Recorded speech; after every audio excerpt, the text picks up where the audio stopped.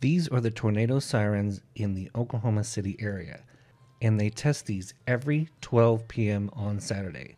Let's go and find one of these and let's listen to it up close.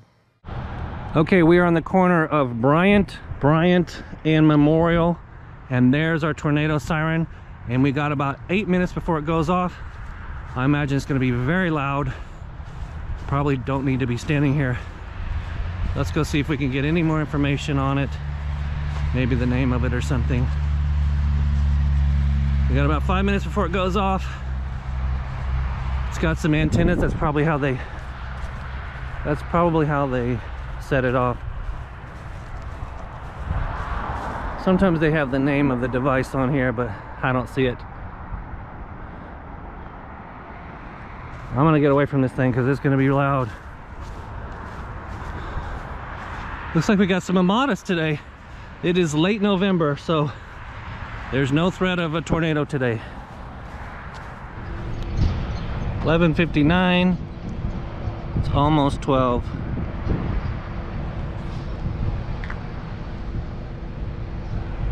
It's 12 o'clock. It's 12 now.